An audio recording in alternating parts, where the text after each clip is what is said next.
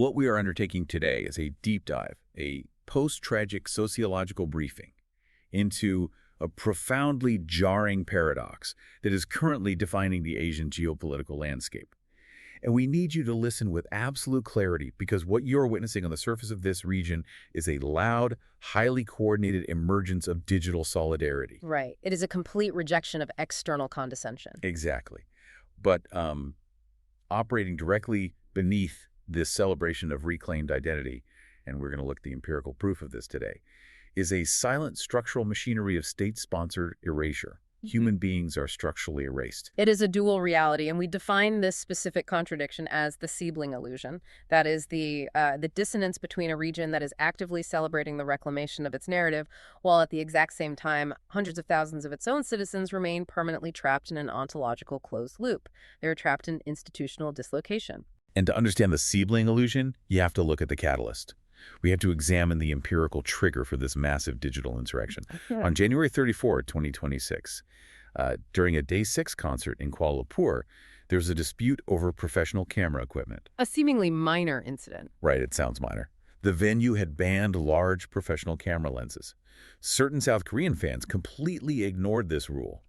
They asserted this perceived right to document the event on their own terms. And when Malaysian fans called out the violation, the confrontation didn't just stay about concert etiquette. It escalated into a definitive cultural fracture. Because it exposed a fundamental regional hierarchy. This specific confrontation at that concert marked the absolute end of what we identify as the peaking order. Peaking order, yeah. Yes. In response to the fiction, South Korean netizens weaponized a highly specific, historically loaded insult. They mocked Southeast Asian fans by using the image of Indonesian rice fields as a symbol of poverty. They explicitly labeled them a, quote, rice civilization. And you really have to understand the historical weight behind that insult. I mean, for 2,000 years, East Asia operated on this rigid hierarchy. China at the center, Korea as the closest proximity power, and Southeast Asia relegated to the periphery. Exactly, the outer edge. The outer edge, yes. Yeah. Historically viewed by the center as just a source of cheap labor and compliance. So when those fans deployed the rice civilization insult, they fully expected that 2,000-year-old hierarchy to hold. They expected absolute deference. They did, but it did not hold. In response, 700 million people across Indonesia, Malaysia, Vietnam, Thailand, and the Philippines shattered that hierarchy in real time. Completely dismantled it. Completely. We have the metrics of this solidarity right here, and the scale is staggering. Between February 11 and February 17, 2026, over 34,200 individual accounts generated 10.8 million digital engagements. And this was all under a newly unified banner, the hashtag Seablings movement. The sheer scale is critical, yes. But the structural methodology they used is what we really need to focus on. This was an undeniable empirical demonstration of network solidarity. We observed everyday commercial infrastructure being repurposed into hard political infrastructure. Like the delivery apps. Precisely. Regional delivery applications like Gojek and Grab. These platforms were literally weaponized to bypass traditional flow-moving state diplomacy. Citizens were placing international pharmacy delivery orders or, bubble tea requests. Right. But they were utilizing the delivery notes and the digital tipping infrastructure to send cross-border political messaging. They were coordinating mutual aid. The citizens of these 5 nations created a unified horizontal front. They used digital tools to assert that they are no longer subordinate to any historical center. Which is an incredible display of coordinated agency. Well, but, and this is the crux of our briefing, this is exactly where we must interrogate the structural completeness of this victory. Network solidarity is an effective tool, certainly, for those who already possess legal and social citizenship. Yes. For those who are legally recognized by their state. Right. But if this conversation is serious about confronting erasure, you have to recognize a massive structural blind spot.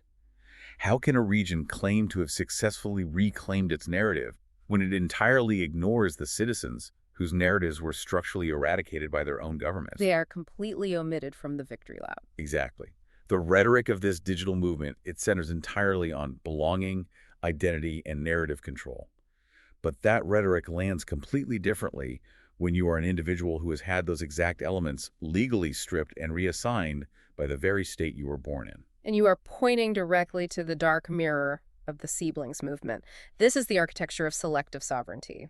Because while netizens are out there fighting for digital agency, the state apparatus across this region, most notably in South Korea, has spent decades engaging in a highly systematized practice of administrative identity laundering.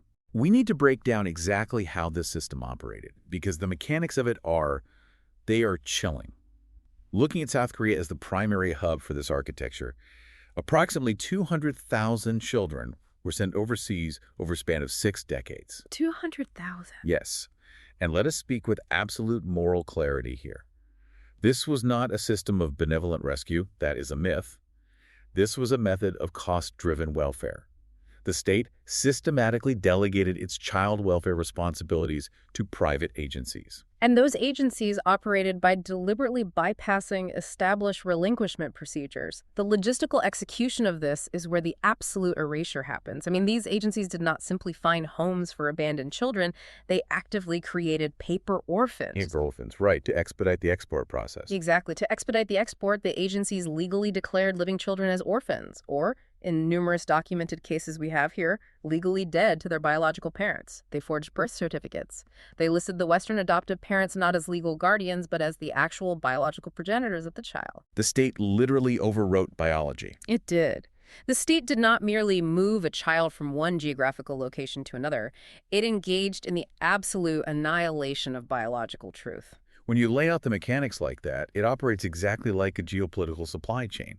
I mean, we're entirely accustomed to seeing the Global South mined for raw materials, right? Timber, minerals, cheap labor all to fuel Western economies. Yes, the extraction model. The extraction model, exactly. But here, the raw material being extracted and exported was human identity. Human beings were harvested, their histories were forged, and they were repackaged as commodities for Western consumption. And the entire extraction process was disguised under the unquestionable moral cover of rescue. And that disguise is what makes the system so incredibly impenetrable. The sociological term for the result of this extraction is epistemicide. Yes. It is the systematic destruction of an individual's ways of knowing their own history. When a government falsifies your foundational documents, you do not get to return to a stable sense of self. Yeah. Because the tools required for self-knowledge, your accurate legal and historical records, they have been institutionalized as lies. Right. The adoptee is placed into what we define as an ontological closed loop. They are permanently trapped in a reality where they cannot prove their own existence prior to the state's intervention. And the societal expectation that gets layered on top of this epistemicide is just suffocating. The individual is expected to assimilate seamlessly. They are expected to perform endless gratitude. Performative gratitude, yes. Right. And above all, they are expected to never, under any circumstances, interrogate the structural conditions that made their initial displacement and commodification possible. Because that performative gratitude is a psychological trap, it is designed to protect the institutions, not the individual. But the physical and emotional reality of the systemic fracture, it cannot be permanently suppressed. And we have the mathematical validation of this trauma. We have the empirical data. We do. The 2026 Preliminary Exploration into Adoption Reunions, PEER study, it examined 1,313 respondents, and the data it provides acts as absolute empirical proof. It fundamentally dismantles the societal myth of willing surrender and the narrative of the happy adoptee. I want to look closely at those statistics because they demand our full, undivided attention. The PEER study reveals that adoptees carry a 35 times higher risk of suicide attempts compared to their non-adopted peers. You need to let that register. Not a 35% increase, a 35 times higher risk. It is devastating. It is. And furthermore, first mothers, the women who were subjected to the forced or administratively managed dislocation of their children, they face a 37.7 times higher risk of attempting suicide, alongside a measurably reduced life expectancy. You cannot look at a 35 times higher risk of suicide and call this a system of benevolent rescue. You just can't. This data is the physiological manifestation of epistemicide. Yes. And what is vital to understand here is that this psychological wound persists entirely independent of the love or the benevolence or the financial resources provided by the adoptive home. You cannot financially compensate for the systemic erasure of a human being's biological reality.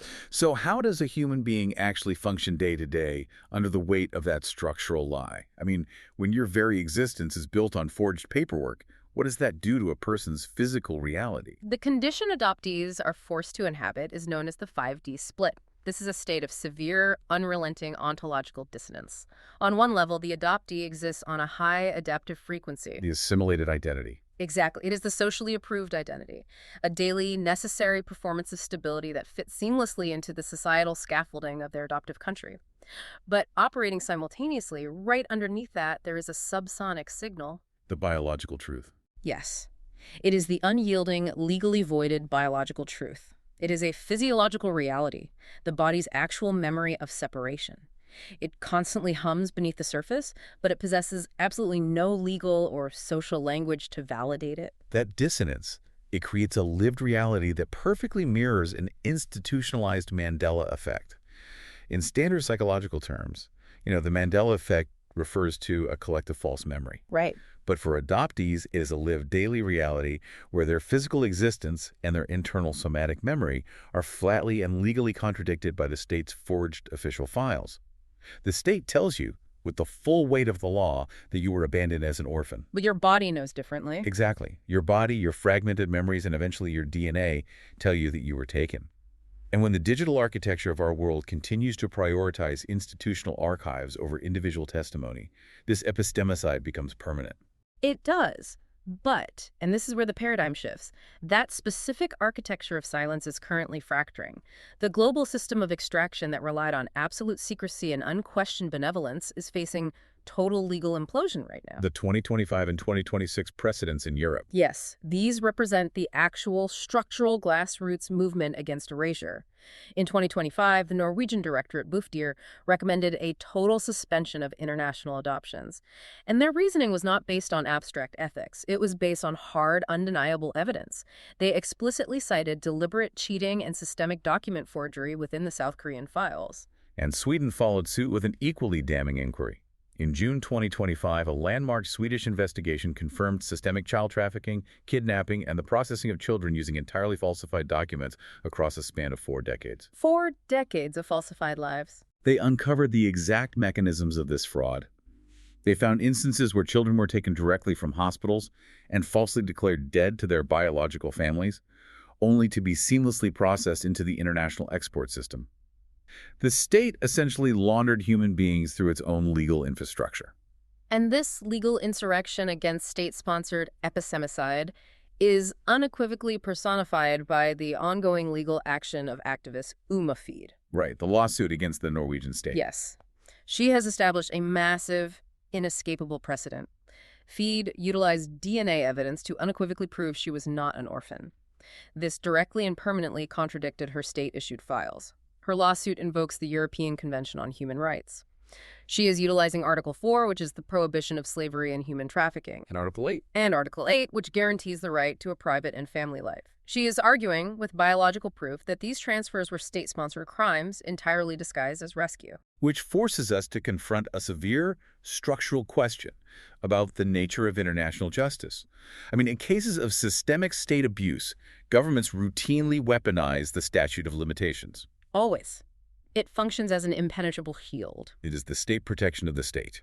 So how does the international legal system hold the government accountable for crimes, kidnapping, trafficking, epistemicide, when those specific actions were legally authorized, stamped, and approved by that very government as an act of international benevolence? It is a profound contradiction. When the state is simultaneously the perpetrator of the fraud, the architect of the laws, and the sole arbiter of the truth, the legal mechanisms for justice are fundamentally corrupted. And this brings us to the core truth of our briefing today, the absolute necessity of post-tragic sovereignty.